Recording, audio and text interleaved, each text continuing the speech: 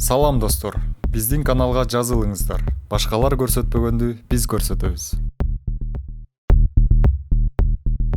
Салам достор, биздин каналга жазылыңыздар. Башкалар көрсөтпөгөндү биз көрсөтөбүз. 8 минут ортоңку трибунага дейт.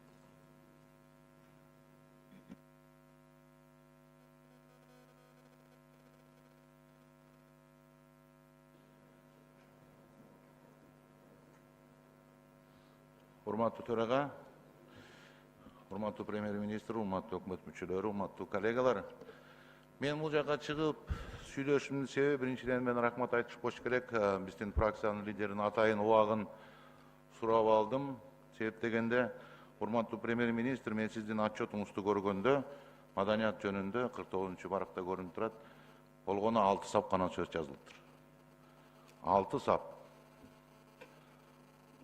Бир багытка, маданият багытында. Ошо менен катар мен бир нерсе айткым келет. Мына Англиянын алтын доору деп аталган убакта королева Елизавета биринчинин эң биринчи анын эмгеги деп ошол жылдары ошол убакта Шекспир, Марлоу же Бекон чыккан деп айтышат да тарыхта. Биз деле тарыхта калбайбыз өзү негизи.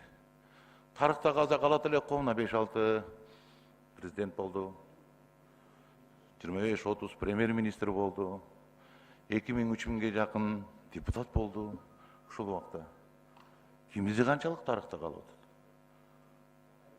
Биз эмне үчүн башка жака барганда, эгер ошондо ошолор барктуу болсо, анда ошолорду ээрчитип барбайлы? Эмне үчүн биз анда маданияттын, инсандардын этегине жабышып жүрөбүз? Эмне үчүн биз башка жака, биз ошолор менен мактанабыз, ошолор менен сыймыктанабыз? Ойлонуп көрөлү да.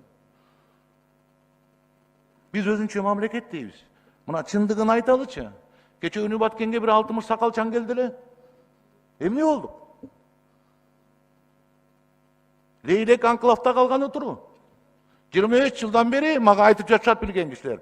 18 километр өтүүчү жерибиз кыскарып олтуруп 2,5 километр болуп калыптыр.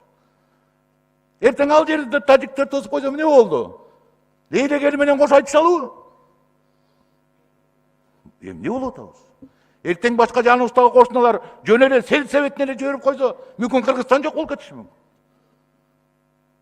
Кыргызстанды кыргыз кылып сактай турган эң биринчи өзөгү, жери жана тили жана маданияты да урматтуу. Урматтуу коллегалар, урматтуу өкмөт.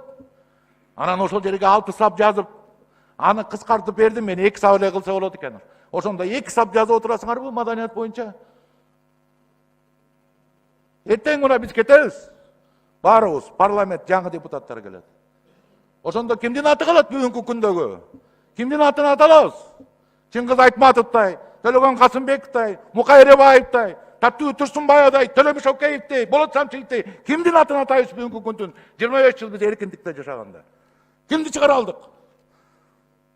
Кайсы маданияттын атын аталабыз? Биз кайсы инсандын атын? Мына ушул биз бийликте турганда, биз парламентте, өкмөттө жүргөндө, биз ушундай жаштарды өстүрдүк. Эл аралык маанидеги деп кимдин? Мен оюмча эч кимдин атын ата албайбыз. Биз 25 жылдан бери 3 гана нерсени абдан жакшы аткарып келе жатабыз. Бул президентти шайлоо, премьер-министрди шайлоо жана парламентти шайлоо. Руханий багытта эмне кыла алдык? Эмне жылыштар болду? Чыңгыз Айтматов менен Алыкул Осмоновдун мекенинде бир жазуучубуз жок бүгүнкү күндө. Ооз кала турган. Бир акыныбыз жок. Бир театр жылдызы жок Муратбек Рыскуловдун мекенинде. Карап көрсөңүз акыбалын. Ушул жазуучуларды өстүрүш болгону эле, ошо жазуучуларга бир 15 миллион, 20 миллион карап коюш керек го. Болгону 38 миллионду, 18 миллион долларга тесттин мунаразын талкаладык. Мындан кийин ошондой жумуш болсо биз келе айткылачы маданиятчыларга, ошондой 18 миллиондук жумушту биз эле барып күрөк лом менен иштеп берели мындан кийин. Ошол акчаны маданиятка эле которуп койгулачы. Анан 11-20 миллионду жазуучуларга, киночуларга, театрга, же опера балетке котороюн десе сиздин өкмөт башчыларыңыз чыгат, өкмөттөр чыгат. Жок, муну кыла албайбыз. Бул жерде мындай экономика. Эмне болгон экономика? Эгер биз 1%, 1,5% ашырбай келе жатсак, ушул дагы экономика. Бул кандай болот маданият деген? Эгер силер өзүңөрдүн отчетуңарда болгону 6 сап менен ушул маданиятка көңүл буруп келе жатсаңар, кандай болот биздин анда жашоо кандай болот? Келечек кандай болот? Эмне деп айтабыз? Эмне менен барабыз биз? Мен сизге бир мисал айтып коеюн. Мына айтыш фондун көтөрүп жүргөндө, мына биздин кошуналар казактар, алар бир топ байлыгы бар, бир топ мыкты экономикасы алдыга кеткен, ошонун бир акыны менен Элмирбек Иманалиев айтып атканда, анын акыны минтип айтып атат. Жерибизден атып чыгып мунайыбыз берип жатыр бизге да Кудайыбыз деп урдаса, Элмирбек Иманалиев 4 сап менен жооп кайтарды. Таланы берген казакка мунайга жакын болсун деп, тоону берген кыргызга Кудайга жакын болсун деп, таланы берген казакка темирге жакын болсун деп, тоону берген кыргызга теңирге жакын болсун деп. Ушул 4 сап үчүн эле эстелик койсо болот ошо кишигечи. Ушул 4 сап үчүн. Анткени эң биринчи элдин деми керек, элдин руху керек, элдин духу керек. Духу болбосо Александр Македонский казгандай гана аскери менен дүйнөнүн жарымызын бада болмок эмес. Канчалаган империянын талкан ташын чыгарып Ферганага чейин кирип келген. Духу болгон үчүн. А биз эмне кылып атабыз? Элдин духун көтөрө турган, рухун көтөрө турган, руханий инсандардын бирөөнүн атын ата албай, бардыгын акчаны аяп, керек болсо азгандай отчетубузда дагы ошону көрсөтө албай келип атсак, бул кандай мамлекет өнүгүш болот? Каяка барабыз анда? Анда жанагы президенттер канча жолу болгон, анда жанагы парламент 2000-3000 киши, анда өкмөт башчылары 30 жолу болгон, эмне кереги бар негизи? Эгер биз мамлекеттин өзөгү болгон телевизге, маданиятка көңүл бура албасак, руханий инсандарга көңүл бура албасак, алардын чекесин сала албасак, аларга жакшы сөз айта албасак, аларга бир өлөк жөлөк болуп бербесек, анда бул кандай мамлекет? Анан отчет жазганда жетимдердей кылып туруп, моминтип 6 сап жазып келсек. Мына бул жерде отурат, бул жерде министрлерди карасаңыз, бул жерде да маданият министри жетимдер отуруш керек. Маданият министрин дайыма жетимдей кылып, силер бүт министерствону алып бүтүп, таможняны, финансаны, МВДны, бардыгын майруу, паракорлуу министрлердин баарын алып бүтүп, анан аягында маданият министринин жетинде итке сөөк ыргыткандай кылып туруп, ыргытып коесуңар. Жакалппы? Өсөм деген мамлекет маданияттан баштайт. Өсөм деген маданият руханий инсандардан баштайт. Өсөм деген мамлекет асыл сөздү бийик ойду ойлойт эң биринчи. Ошондо мамлекет өсөт, ошондо мамлекет күчүнө кирет. Ошондо андай жерде уурулук болбойт. Андай жерде өкмөттүн арасында болуп туруп, зам министр болуп туруп, коррупцияга барбайт андай мамлекет. Мына сиздин өкмөтүндө баргандай болуп. Мүмкүн биз ошону түшүнбөгөндүктөн ошол коррупциялар болуп атыр. Ошону түшүнбөгөндүктөн биз 2 эсе, 3 эсе кымбат уялбай элдин атынан карыз алып туруп жолдорду салып атабыз. Ошону биздин урпактар төрөйт. Дагы бир жолу айтам. Эгерде биз маданиятты өстүрбөсөк, эгерде биз тилге көңүл бөлбөсөк, эгерде биз келечекти ойлой турганыбыз жок, андай мамлекеттин келечеги жок. Урматтуу премьер-министр мырза, мен сизге абдан суранам. Маданиятка көңүл болуңуз. Болбосо биз келишкис оппозицияга айланам мен сизге. Рахмат. Рахмат, Садык мырза. Салам достор, биздин каналга жазылыңыздар. Башкалар көрсөтпөгөндү биз көрсөтөбүз. Урматтуу Мухаммедкалы Дүйшекеевич, бүгүнкү күндүн темасы бул өкмөттүн отчет эмес болсо керек. Ата журт үчүн бүгүнкү күндө эң актуалдуу маселе бул өкмөттүн ишинин уланышы эмес, бул бир улуттун уланышы болуп турат. Кызыл омполдогу кырдаал болуп турат.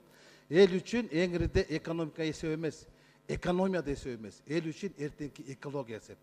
Бүгүнкү күндө эл уга каршы, өкмөт чууга каршы экан жолу турат. Сиз буга чейин 2-3 депутаттын суроосуна жооп бердиңиз, бирок тайсалдатып баягы комиссиянын корутундусу дедиңиз да. Мына сиздин эксперттериңиздин корутундусу. Рустам Абдыкалыков айтып атат, бул проект прошел государственную экологическую экспертизу деп атат.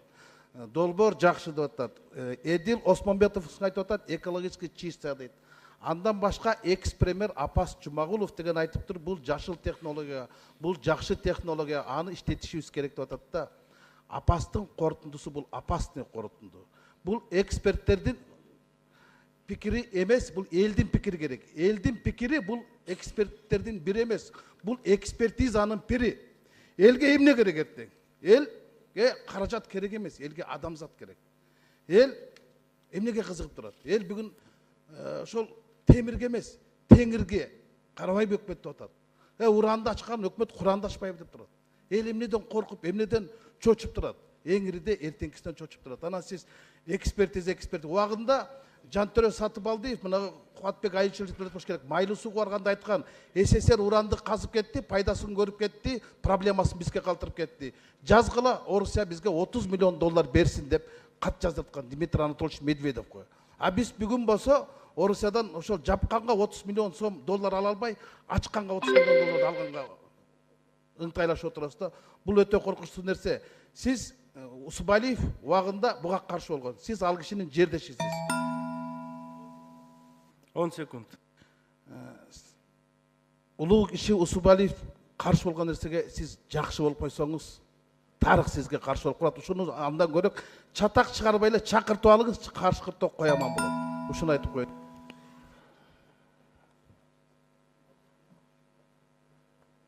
Рыскел Чиновекович, бул эми туура маселе. Сиз дагы күйүп атасыз, биз дагы ошо жаран катары, мен ошол уран аччу жерде чоңойгон баламын. Бирок мындайда ачыгын айтышыбыз керек. 10 жылдан бери лицензияны берип иштеткен, өзү иштеп аткан компаниянын тагдыры бар да. Алардын Кыргыз мамлекетине кое турган доосу бар. Мына ушулардын баарын комплекстүү чечели да. 10 жылдан бери жергиликтүү бюджетке 2 айыл өкмөткө төлөп жүргөнү бар. Анын баарын ачык айтышыбыз керек да. Булардын баарын экспертиза жанагындай корусун чыгарса, элибиз иштетпейт десе, анда ошол компания менен кайра сүйлөшүш керек. Мына элибиз момундай чечип атат, сиздин тагдырыңызды мындай кылабыз депчи. Анан инвесторду чакырып алып, лицензиясын берип, бир эмес 5 жолу кайра кайталап, тастыктап берип, анан эртең сен чыга бер, элибиз болбой атат деп айтыш үчүн да бизге мындай негиз керек да. Мен ошол жагын айтып атам. А так мен деле ошондой оюм бар. Экология менен биздин жарандардын ден соолугу акча эмес, экономика эмес, сиз айткандай биринчи орунда экология менен адамдын